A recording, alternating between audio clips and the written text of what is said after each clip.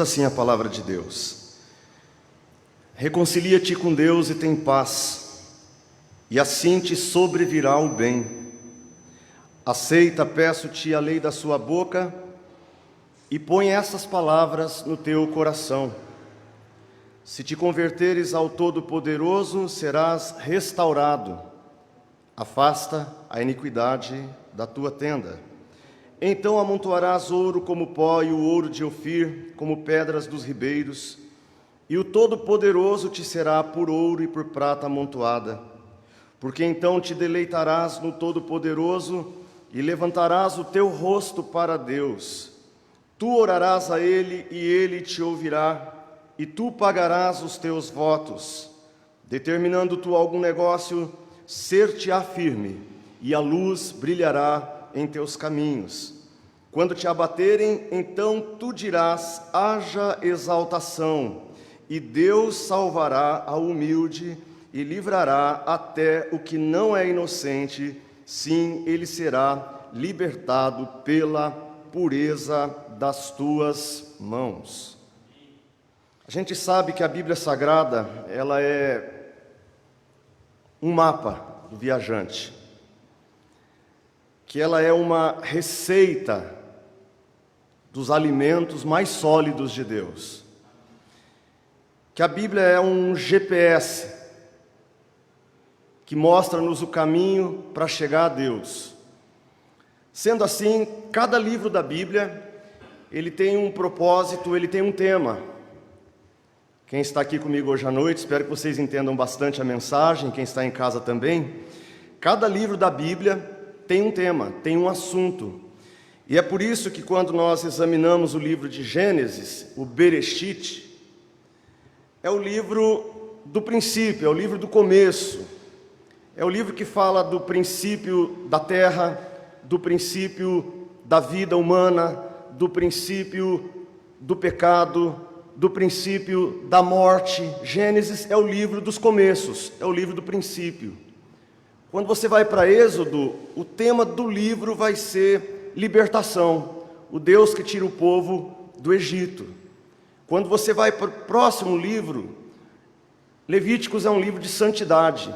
A palavra sangue aparece, o sacrifício, a purificação do pecado é o tema de Levíticos. Quando você vai para Números, o tema de Números é peregrinação, conta a história de 40 anos do povo no deserto.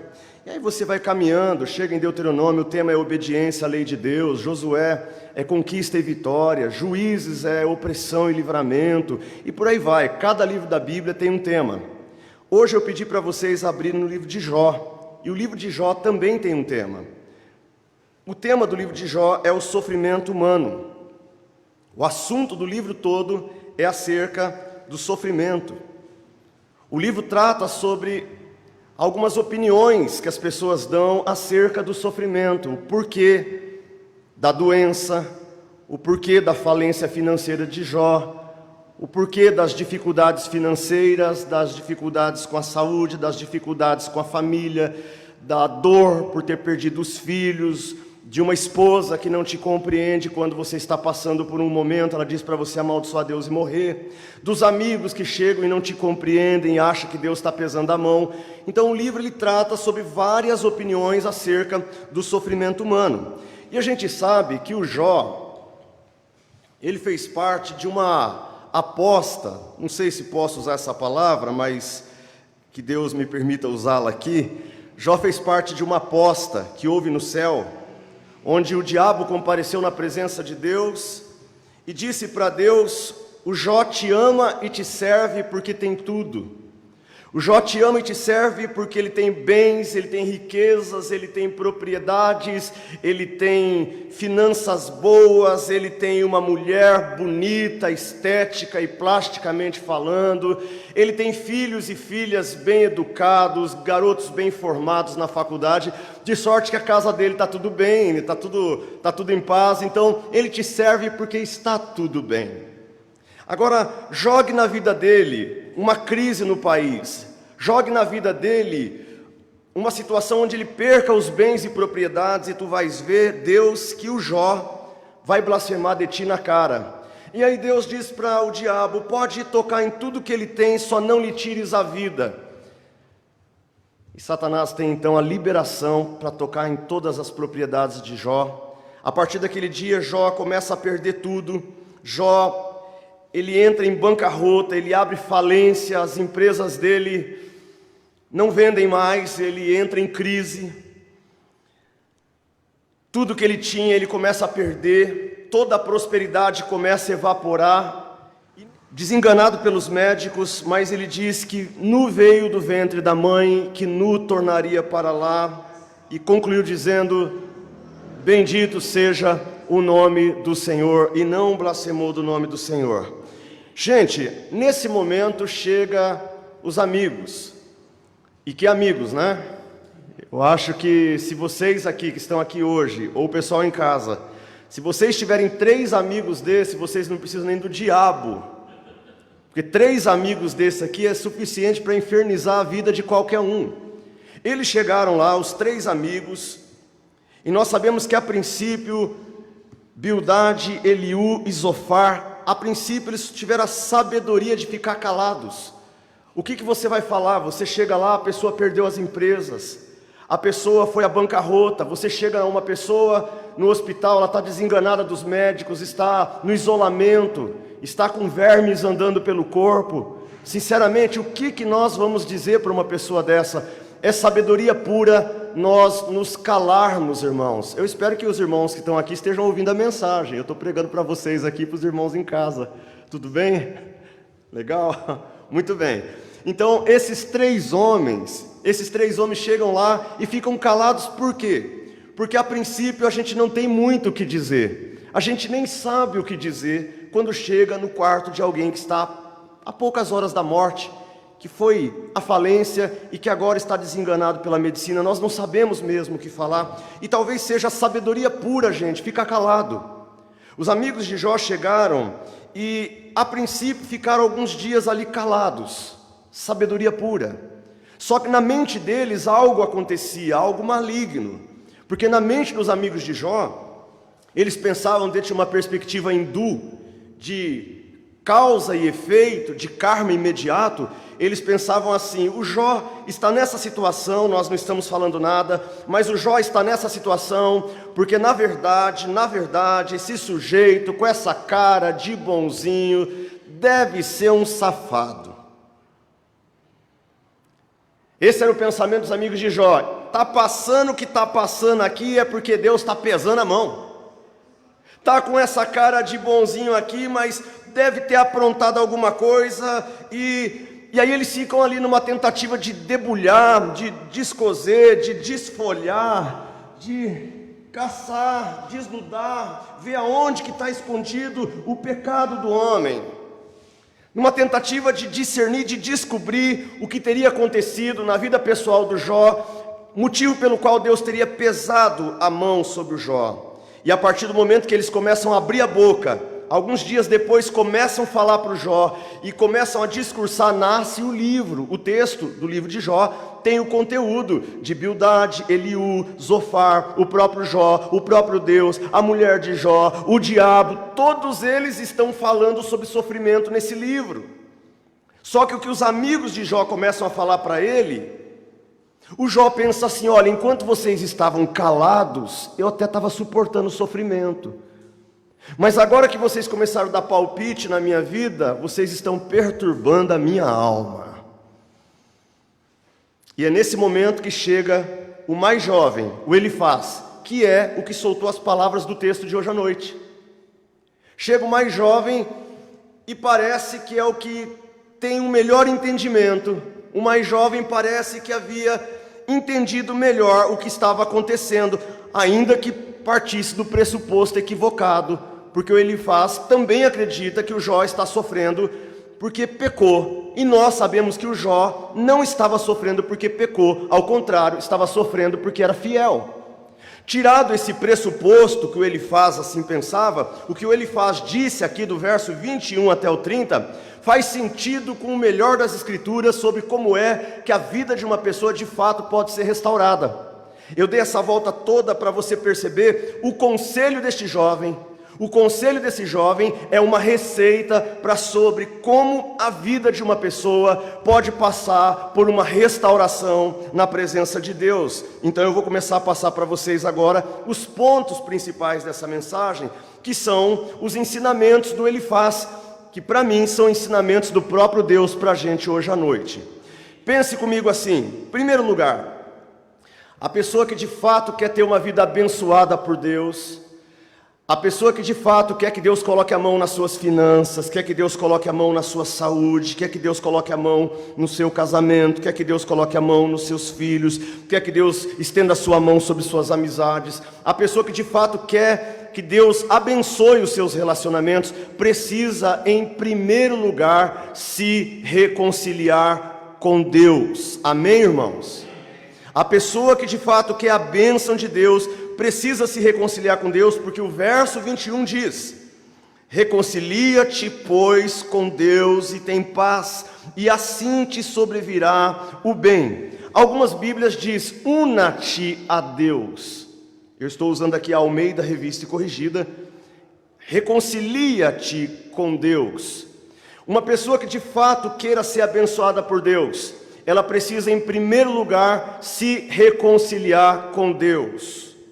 Quem quer que de fato queira que Deus haja, que Deus responda, que Deus abra as janelas dos céus, quem quer que de fato queira algo de Deus nessa noite, aqui dentro ou aí em casa, ouvindo a mensagem agora ou depois, se você quer de fato que Deus abençoe a sua vida, você precisa em primeiro lugar estar reconciliado com Deus.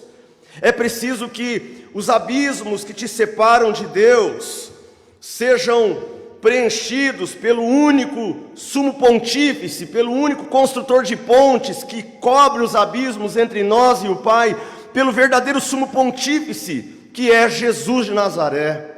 Você precisa de ter todos os poços que te separam de Deus sendo preenchidos pela graça do Senhor. A gente sabe que o pecado nos afasta de Deus, que os nossos pecados fazem separação entre nós e o nosso Deus. Nós sabemos que o pecado nos faz dar as costas para Deus. E o que se está dizendo aqui agora é que a pessoa que quer ter a vida abençoada precisa, em primeiro lugar, fazer as pazes com o seu Criador. Eu tenho muito temor, como pastor, de apresentar num púlpito uma mensagem de bênção de qualquer jeito.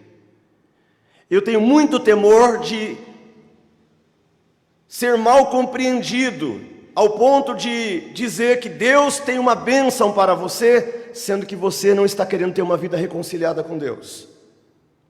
Nós não temos autoridade como igreja de liberarmos bênção de Deus para ninguém, se este alguém em primeiro lugar não está reconciliado com Deus. Porque o caminho da bênção começa pela reconciliação, começa por fazer as pazes com Deus, começa por reparar o pecado na vida, começa por uma vida devocional, por alguém que se aproxima de Deus, que se reconcilia com Deus, que entende que Deus estava em Cristo reconciliando o mundo consigo mesmo, e aí você entende que você não se reconcilia com Deus quando você é um frequentador de culto. Eu não me reconcilio com Deus quando eu sou um fiel dizimista, eu não me reconcilio com Deus quando eu sou um filântropo da cidade de São Paulo, eu não me reconcilio com Deus porque eu sou gente boa, eu me reconcilio com Deus quando de fato eu discerno e eu entendo que Deus estava naquela cruz, que se fez gente, que se fez homem, que vestiu-se de carne, de pele, de sangue, de ossos, que chupou para si o veneno e o pecado que me mata, que subiu no alto de uma cruz, olhou para Deus, para o diabo, para os homens e para os demônios e disse: está pago e está consumado. Foi sepultado, 3 dias depois ressuscitou, subiu ao céu e um dia voltará para julgar os vivos e os mortos. Eu só me reconcilio com Deus quando eu entendo essa mensagem. Então, em primeiro lugar, eu preciso fazer as pazes com Deus hoje à noite. Em segundo lugar, o texto nos diz, no verso de número 22, que quem quer ter uma vida abençoada precisa aceitar a palavra de Deus. Precisa aceitar a palavra de Deus. Diz assim: aceita, peço-te, a lei da sua boca, e põe as palavras no teu coração. Olha como o texto é lindo. Faz as pazes com Deus. Diga para Deus: eu quero me reaproximar de Ti. Diga para Deus, mesmo você que é crente: Deus, eu quero estar mais perto de Ti essa semana. Essa semana eu quero me aproximar como não estava próximo nas outras. Eu quero mais do Senhor. E eu vou começar ouvindo a Tua palavra, aceitando a instrução que profere. Aqui diz: aceita a lei. Mas a palavra lei, Torá, na verdade quer dizer instrução. Aceita a instrução da sua boca. Põe essas palavras no teu coração. A pessoa que quer ter uma vida abençoada, ela precisa estar reconciliada com Deus, e ela precisa ser uma pessoa muito próxima da palavra de Deus. Ela precisa ser uma pessoa que aceita quando Deus está falando. Ela precisa ser uma pessoa atenta ao que Deus está dizendo. Ela não pode andar sem reconciliação e sem aceitar a palavra. Eu amo a palavra de Deus por causa disso. Ela tem começo, ela tem meio, ela tem fim, ela te dá passo a passo, ela te mostra o caminho. Anda perdido quem não quer saber de aceitar a palavra de Deus. Anda perdido quem não olha o GPS. Aqui está dizendo: aceita a lei da sua boca. A palavra de Deus para vocês hoje à noite é: aceita aquilo que Deus tem falado contigo. E o que Deus está dizendo? Primeiro, se aproxima de mim. Segundo, aceita a minha palavra hoje à noite. Aceite que eu vou falar com você. Aceite que as palavras que você vai ouvir são palavras minhas. Aceite esse caminho da intimidade, da união, da reconciliação, esse caminho da conversa, esse caminho onde Deus fala com você e você está atento. Oh, gente, aceite esse caminho onde o Deus que fala é levado a sério, é levado com temor e tremor, é entendido na perspectiva de um Deus santo que se faz presente e fala, e que não há outra coisa que me chama a atenção numa hora dessa senão a palavra do Senhor. Essa semana se aproxime da palavra de Deus. Essa semana se aproxime de Deus. Pode começar hoje à noite nessa mensagem mesmo. Aqui, quem está aqui e quem está em casa, pode começar hoje. Ore, leia a Bíblia, chama Deus para a sua vida, ande com Deus, ame Deus, viva para Deus, encha-se da palavra de Deus, porque é isso que diz o verso 21, verso 22. Mas o texto nos diz que a pessoa abençoada precisa dar mais um passo, que é o terceiro passo. O terceiro passo é que eu preciso experimentar um processo de conversão. Terceiro lugar, eu preciso experimentar um processo de conversão. É o que diz o verso 23. Nós vamos assim, verso por verso, tá bom, gente? O 21, reconcilia comigo. O 22, aceita a minha palavra. O 23, se converta. Converta-se ao Senhor. Diz assim: se te converteres ao Todo-Poderoso, serás restaurado. Olha só, se te converteres ao Todo-Poderoso, serás restaurado. Eu não posso oferecer restauração para quem não quer se converter. Eu não posso oferecer bênção para quem não quer aceitar a palavra de Deus. Eu não posso dizer que você vai ter uma vida boa se você não quer se reconciliar com Deus. A vida boa é para o reconciliado. A vida abençoada é para o que ouve a palavra de Deus com temor. A vida boa é para aquele que se converte a Deus. Converta-te ao Todo-Poderoso. Isso significa que eu preciso experimentar na minha vida o projeto que Deus chama vida. Ei, psiu, aqui comigo. O projeto que Deus chama vida, muitas vezes não é o projeto que você está vivendo. Você muitas vezes está vivendo o seu projeto de vida. O seu projeto, pagar seu carro, pagar a prestação da casa, a faculdade do filho. Esse é o seu projeto de vida. Mas o projeto de Deus, que Deus chama vida e vida em abundância, não é casa, comida nem dinheiro. O reino de Deus é outra coisa. Nós não podemos fazer da nossa caminhada com Deus uma caminhada interesseira, que quer as bênçãos dele, mas não quer ele. Quem veio buscar a bênção? Eu. Mas quantos estão reconciliados com Deus de verdade? Quantos de fato estão aceitando a palavra de Deus de verdade? Quantos de fato estão vivendo uma vida de um convertido de verdade? O texto é claro. reconcilia com Deus no 21, aceita a palavra no 22, viva a vida de um convertido no 23, e vida de convertido a conversão é você mudar o caminho, é você mudar a rota, o seu modo de vida para a vida de Deus. Às vezes eu chego na igreja, converso com umas irmãzinhas, e esses dias eu perguntei para uma irmã, como é que vai, irmã, tudo bem? E ela disse assim, tudo bem nada, pastor, estou levando a vida daquele jeito, do jeito que Deus quer. Tudo bem nada, quer dizer, está ruim a vida dela. A vida ruim dela, eu estou levando ela do jeito que Deus quer, ou seja, ela está acreditando que Deus quer aquela vida ruim dela. Como é que está você hoje à noite aqui? Como é que está a sua vida? Está tudo bem? Estou nada, pastor, não está bem nada. Possivelmente aqui entre nós tenham pessoas que não estejam vivendo a vida que Deus chama vida com abundância. Às vezes nos cursos que eu ministro, eu sou encurralado na parede por algum aluno mais perspicaz, algum aluno mais indagador, mais questionador, que chega para mim e fala, pastor, eu estou na igreja há tantos anos, e onde está a tal da vida em abundância que Jesus prometeu? Porque eu tenho vivido a vida da igreja e tenho visto que crente às vezes é complicado, tenho visto situação na vida de crentes que essa que é a vida com abundância. Não, irmão, não é essa a vida com abundância. Possivelmente muitos crentes da igreja sequer saibam o que é vida em abundância. O que é um convertido? Um convertido é aquele que mudou a rota da sua vida, os planos da sua vida, e agora ele vive o plano de Deus. O plano de Deus, qual que é? Te justificar na cruz de Cristo. Te justificar na cruz de Cristo. Posso ouvir um amém, gente?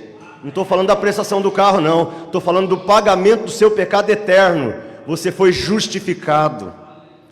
Você foi santificado. Posso ouvir também? Você foi santificado, declarado santo. A Bíblia diz que você foi assentado com Cristo em lugares celestiais. Posso ouvir outra amém?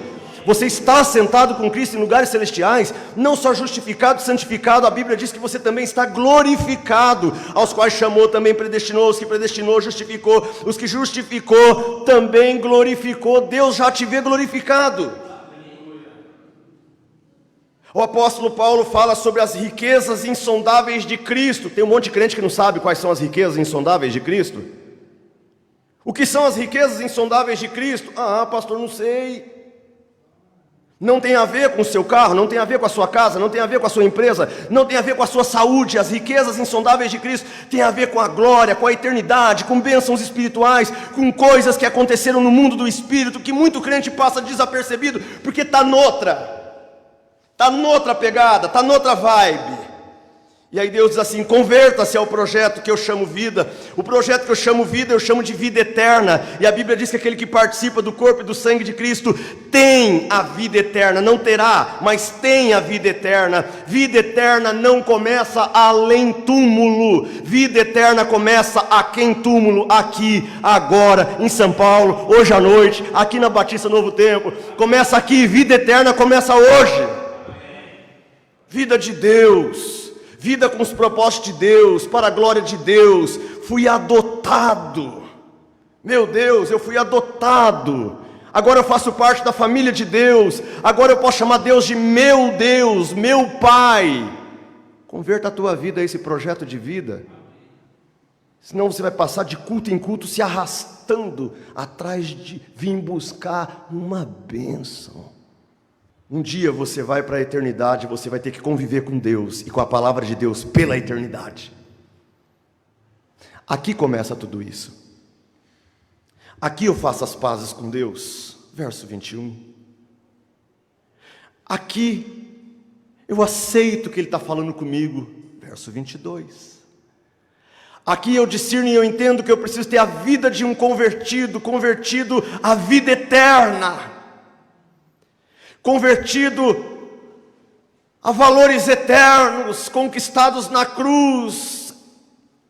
É coisa gloriosa, não é coisinha desse mundo, de prestação do meu carro, isso é besteira. Eu sei que vocês têm problemas, que precisam, né, da bênção de Deus, mas por favor, não sintetizem a bênção de Deus a essas coisas mesquinhas debaixo do sol. O que Jesus fez na cruz do Calvário foi para que você e eu tenhamos uma eternidade gloriosa. Conversão aqui deixa entrar na tua cabeça um nível mais profundo do que é servir a Deus. No caso, você não sai da tua casa para vir aqui, para que Deus te dê algo, mas você sai da tua casa para vir aqui simplesmente por Deus. Você vem por causa de Deus, você vem por causa do Espírito Santo, você vem por causa de Cristo, você vem por causa da palavra, você vem porque você é um filho reconciliado, você vem porque é alguém que ama ouvir a palavra de Deus, você vem porque é alguém convertido. Agora, tudo isso é teórico, tudo isso é muito teórico. Talvez alguém aqui esteja me perguntando: pastor, e na prática? Como é que eu sei que uma pessoa é reconciliada, que ela aceitou a palavra de Deus e que ela é convertida? Na prática, como é que eu sei? Lá vai, aguenta firme aí. Lá vai. Primeiro lugar, como é que eu sei que na prática ela é reconciliada, ouve a palavra e é convertida? Ela é uma pessoa que faz mudanças profundas dentro do seu lar. Uma pessoa reconciliada com Deus vai ter uma atitude diferente em casa. Uma pessoa que aceita a palavra de Deus vai ter uma atitude diferente em casa. Uma pessoa convertida aos planos eternos de Deus vai ter uma vida diferente em casa. Quer ver? Verso 23 diz isso. Diz assim, ó: se te converteres ao Todo-Poderoso, serás restaurado. Afasta a iniquidade da tua tenda. Perceberam? Ele vem dizendo, ó, se reconcilia, 21, aceita a palavra, 22, se converta ao projeto que eu chamo vida, 23, isso começa na prática, indo para casa hoje à noite, e quem já estiver em casa, faça isso aí, indo para casa e tirando a iniquidade de dentro da sua tenda. Eu tenho certeza que enquanto estou pregando aqui, alguns irmãos que me ouvem em casa e vão ouvir depois, ou vocês mesmos que estão aqui vão ouvir depois, que Deus possa lembrar vocês dessa parte da mensagem. Tem algumas coisas na casa de vocês que precisa ser tirado. Afasta a iniquidade da tua tenda. Não é aqui na igreja que nós vemos se alguém é convertido, se alguém é reconciliado. Não é aqui na igreja que nós vemos se alguém aceita a palavra de Deus. A gente descobre isso pelas posturas que as pessoas têm nas suas casas. A tua casa é um espaço onde Deus pode falar? A maneira como você administra, por exemplo, o seu tempo na sua casa, lá tem tempo para Deus? Existe vida devocional? Você tem vida devocional todo dia, leitura da palavra, oração? Possivelmente muitos crentes digam que não. Não estamos tendo, e olha que nós estamos numa época de pandemia, onde muitas igrejas ainda estão fechadas, e você tem que servir a Deus na sua casa. Ainda assim tem gente que gasta mais tempo na rede social, gasta mais tempo no Netflix, gasta mais tempo em tanta coisa, e aí a palavra vem dizendo assim: tira a iniquidade da sua casa. Tira a pornografia de dentro do seu casamento. Tira a violência de torcer o braço da tua mulher e dizer anda na linha. Vai para casa, ou você que está em casa, diga para Deus: Deus, eu preciso de mudar as coisas aqui dentro, me mostra onde e o que é. E eu tenho certeza que enquanto prego aqui, o Espírito Santo de Deus já está dizendo em algumas mentes e corações o que é que precisa ser mudado. E vai por mim, irmãos, tem muita coisa que precisa ser mudada dentro da nossa casa. A gente quer mudar a igreja, a gente quer que as coisas mudem lá, mas e a nossa casa, e a nossa vida, e o nosso lar? Mulher, vá para casa e aprenda a respeitar o teu marido, a submeter-se ao seu marido. Ai, pastor, Deus que me livre, o sangue de Deus tem poder. Hein? Esse negócio de submissão ao meu marido, o senhor é machista. Não, eu sou bíblico. A mulher cristã, ela não tem problema em submeter ao marido, porque o texto diz: submeta-se ao seu marido como você submete ao Senhor. A mulher cristã sabe o que é submissão. Submissão ao Senhor Jesus, ela já é fácil para ela. Deus está pedindo para ela o quê? Apenas faça com o seu marido aquilo que você já sabe fazer. Comigo, eu tenho a impressão que mulheres que não conseguem ser submissas aos seus maridos, elas não sabem ser submissas nem ao próprio Senhor. Esse é o problema real. problema real é que ela não está reconciliada, ela não aceita a palavra de Deus, ou até aceita quando fala aquilo que ela quer. Nesse momento aqui, então já não é Deus que está falando. Tirar a iniquidade da sua casa é tirar esse jeito de falar com o seu marido como se ele fosse um banana. Tire a iniquidade da sua casa. Aprende a tratar a sua mulher com o amor que Cristo disse. Ama a tua mulher como Cristo amou a igreja. É você estar disposto a se sacrificar por ela. Vai na sua casa e tira a iniquidade de lá. Para de provocar a ira dos seus filhos. Porque a Bíblia diz, vós pais, não provoqueis a ira dos vossos filhos. Tirar a iniquidade de casa é você ir para casa, ou você aí em casa, aprender a respeitar o seu pai e a sua mãe, porque a Bíblia diz, honra teu pai e tua mãe. E isso que eu estou falando agora, mulher que respeita marido, marido que ama mulher, pai que não provoca filho, filho que honra pai, esses 4 pontos está na carta aos Efésios, é Bíblia, é Deus falando, e é em casa que a gente vê isso. Aí nós não temos visto isso, e temos visto marcas de iniquidade dentro da casa. A palavra de Deus está dizendo, ó, você que se reconciliou comigo, que aceitou a minha palavra no 22, que vive uma vida convertida no 23, na prática, na sua casa, você precisa fazer mudanças. Aprenda a abrir mão.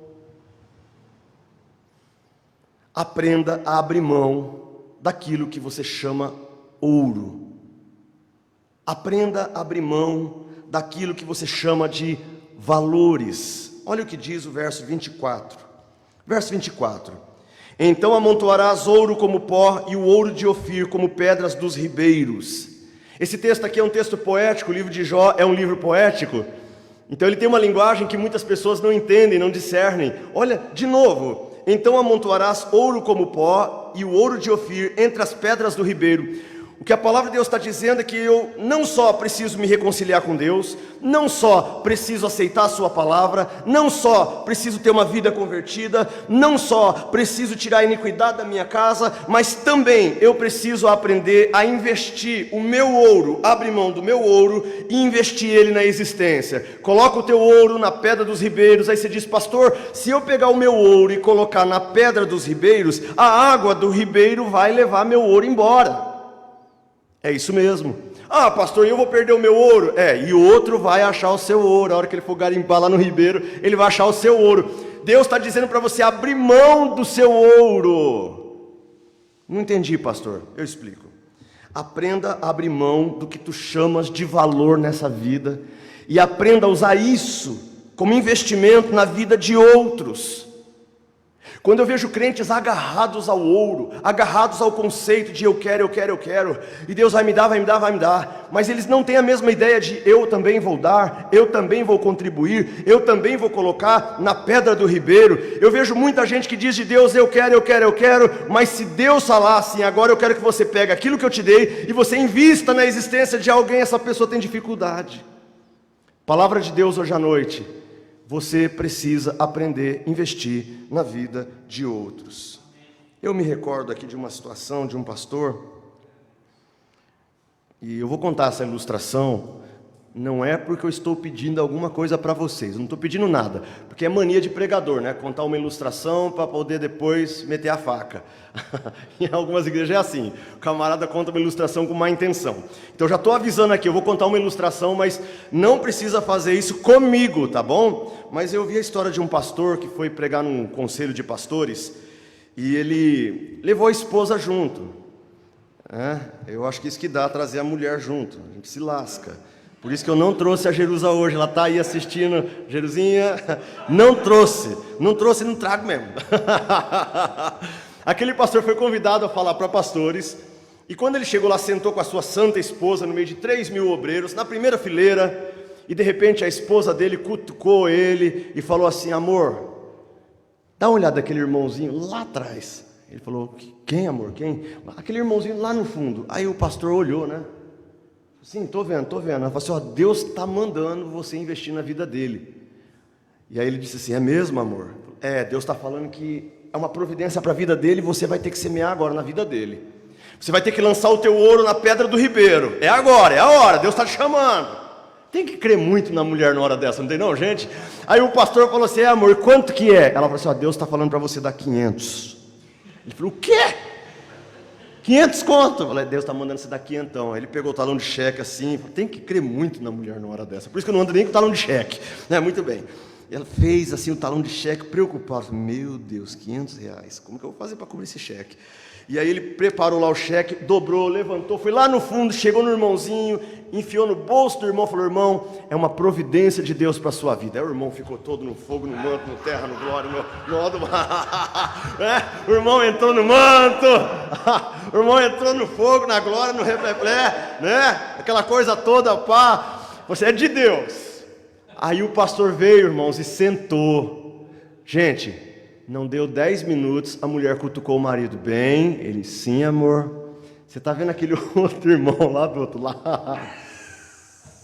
Sim, amor. Deus está falando que é para você semear na vida dele. Eu falei, é mesmo, amor? Sim. E já foi pegando talão de cheque, né? E quanto que é? Deus está falando que é 500 de novo. Ele falou, meu Deus do céu. Ele fez o cheque meio assim, preocupado. Levantou, foi lá no irmão, falou, irmão, isso aqui é uma semente, Deus está mandando semear na tua vida. Aí o irmão já, começou o fogo, manto, glória, recebeu aquela unção de Jack Chan, Bruce Lee, com tudo que tinha direito, e começou, aquela coisa poderosa, era de Deus. O pastor voltou preocupado, no meio de 3.000 pastores, ele voltou preocupado, meu Deus, o que eu vou fazer? Quando ele sentou, ele disse que ele teve vontade de não sentar com a esposa de novo. Ele sentou, e quando ele sentou, ele mal sentou, a esposa dele cutucou bem, ele disse, o que foi? O que foi dessa vez? Quem que é? Ele já... Aí ela falou, aquele outro lá, Deus mandou abençoar, e aconteceram 3 vezes isso naquela noite. 3 vezes ele teve que se levantar para ir ofertar. Ele foi chamado, pregou a mensagem para os pastores com a cabeça preocupada como é que ele ia fazer para cobrir aquilo. 3 cheques. O que fazer? E ele pregou preocupado. E no final do culto, acabou a pregação, acabou tudo, e os irmãos vieram abraçar, tal, pai, os irmãos começaram a ir embora, e ele ficou preocupado porque não aparecia o tesoureiro. Sempre depois do culto, quando vem o pregador, o pessoal costuma dar uma oferta, o tesoureiro vai lá. Os irmãos talvez não saibam, o tesoureiro vai lá e às vezes enfia no bolso do pastor, fala, pastor, uma ofertinha para abençoar o irmão. O tesoureiro veio hoje, né, pastor? Pelo amor de Deus. Não veio? Oh, meu Deus do céu. Ô tesoureiro, sai da tua casa que ainda dá tempo, meu filho. Eu ainda tenho 5 tópicos da mensagem para pregar. Ainda dá. Qualquer coisa, se cair a internet aí de novo. E então aquele pastor ficou olhando, esperando que o tesoureiro aparecesse, e não apareceu o tesoureiro. E um irmão chegou para ele e falou assim, pastor, eu vou levar o senhor agora para o aeroporto, para o senhor voltar para a sua cidade, eu que sou o responsável. Ele ficou preocupado, meu Deus, e ninguém me procurou, vim aqui pregar para 3.000 irmãos, e meu Deus, ele preocupado. E então ele chegou no aeroporto, o irmão foi com ele lá no saguão, fez o check-in, e a hora que ele estava despedindo do irmão, que ele foi assim, já ia passar no portão de embarque, o irmão, pastor, esqueci de um detalhe, graças a Deus. O que você esqueceu, meu filho? Me diga que é minha oferta. O irmão disse assim, eu estava esquecendo, pastor, aqui ó, puxou aquele envelope assim, que os olhos do pastor brilhou, né? Falei, graças a Deus. E aí, uma semente para abençoar a vida do pastor. Aí ele, graças a Deus. Passou o portão, ele nem continuou. Olhou para ver se o irmão foi embora e abriu o envelope para ver, né? E abriu o envelope. Essa é uma história real de um pastor brasileiro. E quando ele abriu o cheque que estava ali, dava para ele cobrir 3, 4 vezes mais todas as ofertas que ele havia feito naquela noite. Eu não estou contando isso para você para dizer que Deus vai fazer isso com você, mas estou contando para você ver o que Deus costuma fazer com pessoas que conseguem lançar o seu ouro nas pedras do ribeiro. Pessoas que têm esse coração aberto, gente reconciliada com Deus, gente que sabe ouvir a palavra de Deus, gente que sabe ter uma vida convertida, gente que tira a iniquidade dentro de casa, e gente que tem a mão estendida para abençoar os outros, para abençoar a igreja, para abençoar a vida de um obreiro, quem sabe, de um irmão, de um jovem seminarista, gente que sabe chegar e falar assim: olha, Deus me colocou no coração de trazer isso para você. Nós precisamos dessa dimensão de fé. A Bíblia diz, deixa eu ver se eu posso colocar em outras palavras. A Bíblia diz assim: lança o teu pão sobre as águas. Lança o teu pão sobre as águas, porque depois de muitos dias o acharás. Ai, pastor, se eu jogar o meu pão na água eu vou perder meu pão. Vai não, bobão. Ai, pastor, eu vou perder meu pão. Não vai não, irmão. Aqui diz que se você lançar o pão você vai achar. Mas como que eu vou achar, pastor, se eu lanço o pão? Eu lanço o pão e o pão vai se desintegrar. E como é que eu vou achar o pão? Você vai achar o pão, quer ver? Vai vir um peixe com fome, e o peixe vai ver o pão na água, e o peixe vai lá e vai comer o pão, e o peixe vai ficar gordinho. Alguns dias depois você vai lá pescar.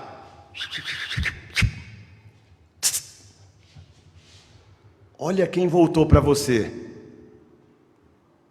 O pão voltou em forma de peixe, peixe gordo. Ah, pastor, não gosto de peixe, vou perder meu pão. Bobona, vai não. O peixe não comeu, mas o pão se dissolveu e virou nutriente para a raiz do pé de jaca que fica na beira do ribeiro. E a jaca vai crescer frondosa. E vai dar aquela jaca gostosa. Quando você pegar aquela jacona e abrir aquela jacona no meio e catar aquele caroção de jaca maravilhoso e pôr na boca, Deus está dizendo: filho, é o pão voltando. Irmãos, acreditem na palavra de Deus hoje à noite. O pão sempre volta. Em sexto lugar, na verdade foram três, né? Reconciliação, aceitação da palavra, conversão. 4, afastar a iniquidade. 5, investir na vida de alguém. 6º lugar, aprenda a ter prazer em Deus. Aprendam a ter prazer em Deus. Quer ter uma vida abençoada? Aprenda a ter prazer em Deus. Onde é que diz isso? Olha o verso de número 26. Porque então te deleitarás, ó a palavra, deleitarás no Todo-Poderoso e levantarás o teu rosto para Deus. Irmãos, qualquer pessoa que queira de fato ter uma vida abençoada, precisa aprender a se deleitar no Todo-Poderoso. Precisa aprender a fazer da sua vinda aqui uma vinda de deleite. Vocês estão aqui hoje à noite, vocês estão contentes? Vocês estão felizes em Deus, em Cristo? Porque o texto que está dizendo: deleita-te no Todo-Poderoso. Você que está em casa, deleita-te em Deus. Deus fala com você. Deleita-te em Deus. Olha só a palavra deleitar. Essa palavra no original hebraico, ela tem um sentido, irmãos, que aqui no português é uma palavra até meio feia, mas eu acho que o pessoal vai entender. Significa cair de boca, comer gostoso. Eu não sei se você sabe o que é se deleitar, mas você descobriria se me visse comendo pudim. Eu gosto demais de pudim. E quando eu vejo um pudim, aleluia, eita, é forte, igreja, é forte. Quando eu vejo um pudim, eu me lambuzo mesmo, não tem essa de uma fatia só não, eu quase entro em pecado de glutonaria. Eu me deleito no sentido de que eu como com prazer, como gostoso, como com vontade. E a palavra é a palavra que aparece aqui: deleita-te no Todo-Poderoso. Faça da sua relação com Deus uma relação poderosa. Faça dos seus encontros com Deus encontros gostosos. Faça da sua percepção da presença de Deus prazer puro. Deus presente, Deus no culto, Deus em nós, Cristo em vós, esperança de glória. Eu quero estar na presença de Deus. Eu quero celebrar a presença de Deus. Aí tem um pessoal que acha que a presença de Deus tem que ser: irmãos,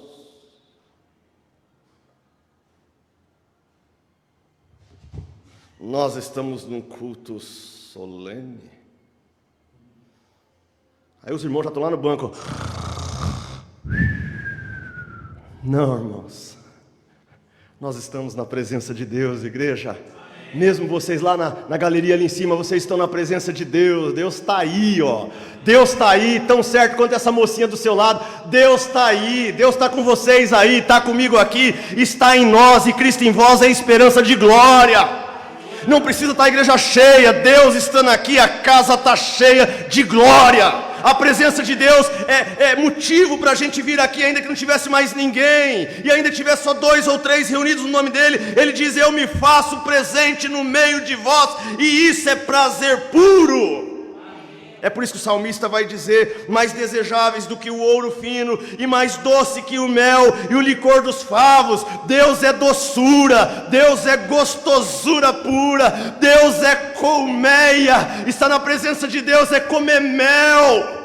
E é por isso que as prostitutas largavam tudo para seguir Jesus, porque Jesus era prazer puro. É por isso que Zaqueu, o anão do orçamento da prefeitura de Jericó, deixou tudo para seguir Jesus, porque seguir Jesus é prazer puro. É por isso que você vê o irmão cantando louvor aqui com ânimo, porque ele entende que Deus é prazer puro. Então, se você não conhece essa dimensão de prazer, você conhece apenas a religião. Você não conhece ainda o Deus festeiro da Bíblia. Yom Kippur, tabernáculos, Pessá, Páscoa. Tudo que você vê na Bíblia é festa. A mulher acha dracma, mas faz festa. O pai reencontra o filho, faz festa. Nós não podemos entrar na presença de Deus como se estivéssemos chegando num funeral. Nós estamos na presença do Deus vivo. E você aí em casa está na presença do Deus vivo também. Por isso eu disse para você: ama Deus, curte Deus. Anda com Deus essa semana. Viva para Deus. Ama a tua mulher com Deus. Abraça o teu filho com Deus. Toma banho com Deus. Vai para o chuveiro com Deus. Viva para a glória de Deus. Ande no trânsito com Deus. Vá para o púlpito com Deus. Faça tudo para a glória de Deus. Essa é uma dimensão maravilhosa, uma coisa gostosa.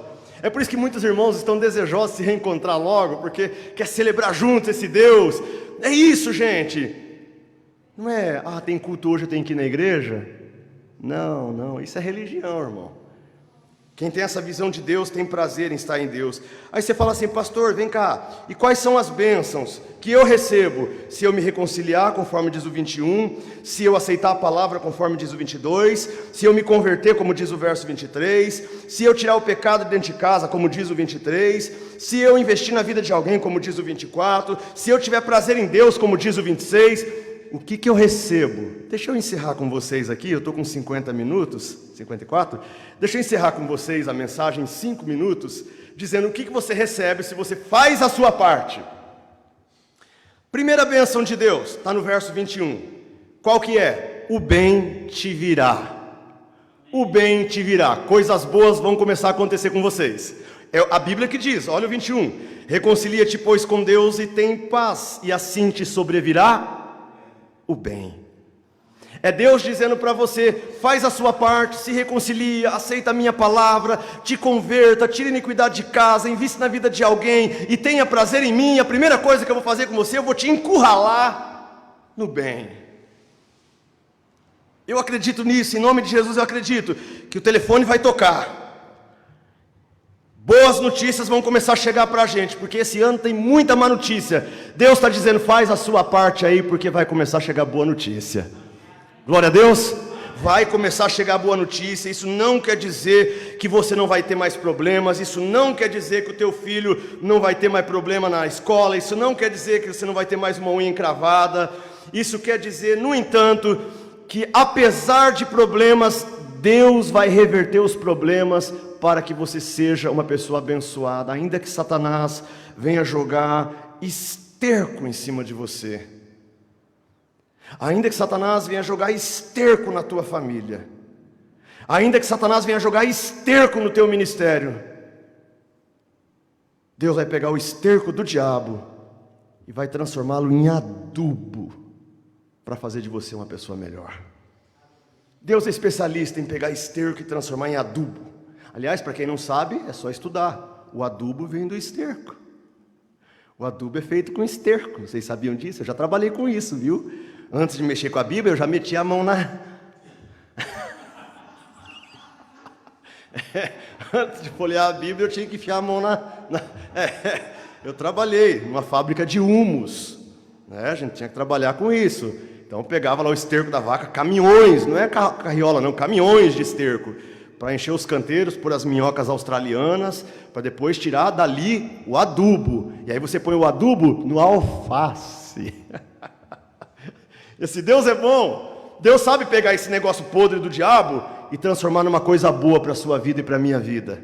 Eu tenho certeza que Deus vai pegar tudo isso que aconteceu esse ano e Ele vai reverter, porque a palavra de Deus diz que todas as coisas cooperam para o bem daqueles que são chamados segundo o seu propósito. Deus sabe fazer isso. A segunda bênção que você vai receber é que as tuas orações serão ouvidas. Posso ouvir um amém? Amém. As tuas orações serão ouvidas, diz o verso 27. Tu orarás a Ele e Ele te ouvirá, e tu pagarás os teus votos. Que coisa linda. Deus está dizendo assim: faz a tua parte, filho, que coisa boa vai começar a acontecer com você, e aquela tua oração vai ser ouvida. Tu orarás a Ele e Ele te ouvirá. E não tem coisa mais gostosa que saber que você está na presença de Deus e Ele está te ensinando. Faz as pazes comigo, aceita a minha palavra, converte ao meu projeto de vida, viva a vida que eu chamo vida. Tira o pecado da tua casa, aprenda a investir na vida de alguém, tenha prazer em mim, vou fazer coisa boa acontecer com você, vou fazer com que você seja encurralado no bem, e vou aproveitar o momento, e vou ouvir as tuas orações, aquelas orações que não estavam sendo ouvidas, agora eu vou atender. Tu vais falar e Deus vai dizer: tá bom. Tu vais buscar e vais achar em nome de Jesus. Tu vais pedir e será dado. Tu vais bater e a porta será aberta. Louvado seja Deus. Eu creio nisso. Eu creio nisso, que as nossas orações serão ouvidas. A terceira bênção é que os teus projetos terão sucesso e luz. Quem quer? Quem quer? Teus projetos terão sucesso e luz. Diz o verso 28, determinando tu algum negócio, ser-te-á firme, e a luz brilhará em teus caminhos. É Deus dizendo assim, ó, se você tem um projeto, você está com uma ideia aí, determinando tu algum negócio, eu faço questão de fazer uma luz brilhar na tua vida. Vai dar certo. Vai dar certo. Projete mesmo, porque eu vou pôr uma luz no teu caminho. Projete, tu vais projetar e vai dar certo, porque tu não vais projetar para tu te projetares, tu vais projetar para que Deus seja projetado em ti. Tu não vais projetar para te engrandeceres, mas vais projetar não para a sua megalomania, vais projetar para que os homens vejam o que Deus está fazendo na tua vida e glorifiquem o Pai que está no céu. As pessoas vão ver o que Deus fez na tua vida e vão perguntar: mas como você conseguiu? Você vai dizer assim: é que Deus colocou uma luz no meu caminho. Mas por que você recebeu essa luz? Aí você vai falar: porque eu sou uma pessoa reconciliada, porque eu ouço a palavra de Deus, porque eu sou uma pessoa convertida, porque eu tirei a iniquidade dentro da minha casa, porque eu aprendi a investir na vida de alguém, eu aprendi a ter prazer em Deus nos meus encontros com Ele, e agora eu sou um ser encurralado do bem, eu sou um ser que fala e Deus ouve a oração, eu sou um ser que projeta e Deus coloca uma luz na minha vida. Que coisa linda que é esse texto. Encerro aqui meu último minuto dizendo a última bênção que tem para a sua vida: tua palavra vai ser uma alavanca, tu vais se tornar num guindaste de Deus. Posso ouvir um amém? A tua palavra vai ser uma alavanca, você vai ser um guindaste de Deus. Diz assim o 29 e o 30: quando te abaterem, ou seja, quando alguém te tentar pôr para baixo, quando te abaterem, então tu dirás: para cima haja exaltação, e Deus salvará o humilde, e livrará até o que não é inocente. Sim, será libertado pela pureza da tua mão. Olha para cá todo mundo. Deus está dizendo assim: olha, no mundo pessimista, todo mundo diz para baixo. Quando te abaterem, verso 29, para baixo. Você quer fazer alguma coisa, irmã? Aí vem alguém falar: ah, mas esse ano não vai dar, viu? Esse ano está complicado. Isso é para baixo. Você sai do culto feliz, contente, dizendo assim: que alegria! ouvi a palavra, Deus falou comigo. Aí a tua mulher ou o teu marido lá no carro fala assim, foi uma benção, mas demorou bastante, né? Para baixo, para baixo. Tem gente que é que nem aquele pessoal do vôlei. No vôlei o pessoal joga e tem um cara lá que tem o levantador, né?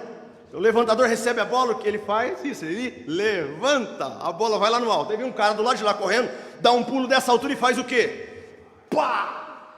Para baixo. Você sai do culto assim, com a bola lá no alto.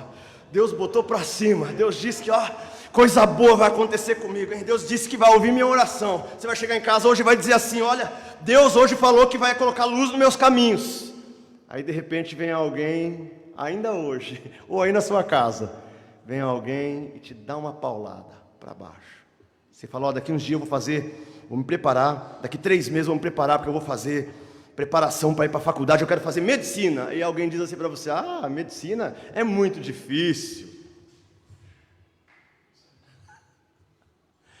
Eu quero ser um engenheiro. Engenharia é muito difícil. Eu quero ser um advogado. Se soubesse o preço, meu filho, é tão caro. Para baixo. E nós temos muitas pessoas na vida, pastor, que botam a gente para baixo. Deus está dizendo que você vai ser diferente. Ele está dizendo assim, quando te abaterem, tu dirás, haja exaltação. Tu dirás, para cima. Eu não vou pregar para te pôr para baixo. Eu quero pregar para te pôr para cima. Quero dizer para você que Deus vai te ouvir. Que Deus vai colocar coisas boas nas tuas mãos. Que Deus vai aprovar os projetos, que Deus vai acender uma luz no teu caminho. Eu quero dizer para você que Deus vai te usar para ser um guindaste, para levantar, porque aqui ele diz no 30, livrará até o que não é inocente, será libertado pela pureza das tuas mãos. Até gente problemática na vida, Deus está dizendo assim, você não vai botar para baixo, você vai levantar até quem não é inocente. Pastor, palavra de Deus para nós pastores, nós temos a missão de levantar até quem não é inocente. A pessoa vem, está cheia de problema, está cheia de pecado, e aí tem irmãos que querem que a gente pegue essa pessoa e bote. Você não entendeu ainda o que é o espírito de um pastor, irmão. O espírito do pastor você tem que se reconciliar, tem que aceitar a palavra, tem que se converter. Tudo isso é duro. Você precisa tirar a iniquidade de casa, tudo isso é duro, precisa ser dito.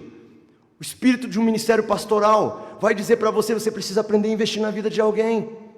O ministério vai exigir de você e de mim que estamos aqui no culto hoje ou aí em casa, vai exigir que você diga para as pessoas que elas têm que ter prazer em Deus. Mas também nós teremos que dizer, Deus vai ouvir sua oração. Nós temos que aprender a dizer, teus projetos terão sucesso e luz. Nós temos que aprender a dizer que Deus vai usar você como um guindaste da graça dele para levantar gente caída. A pergunta é, quem hoje à noite quer essas bênçãos de Deus? Quem quer? Alguém aqui pode dar um gesto com a mão para mim ver? Quem quer essas bênçãos? Quer essa bênção? Quer mesmo? Então, já que eu cravei aqui 1 hora, se você quer mesmo, olha isso. Deus falando com você aí em casa e com a gente aqui. Quer a bênção? Primeiro, reconcilia-te comigo. Verso 21. Aceita a minha palavra. Verso 22. Viva o projeto que eu chamo vida. Verso 23. Tire a iniquidade da sua casa. Verso 23. Aprenda a investir na vida de alguém. Verso 24. Aprenda a ter prazer em mim. Verso 26. E então, eu vou te encurralar no bem. Verso 21. Tuas orações serão ouvidas. Verso 27. Teus projetos terão sucesso e luz. Verso 28. Tua palavra vai ser um guindaste de esperança. Verso 29. E tua vida vai ser uma manifestação da minha graça, para inocentar o culpado e salvar os humildes. Verso 30. Essa é a palavra de Deus para cada um de vocês. Que Deus abençoe e tenha uma boa semana. Amém.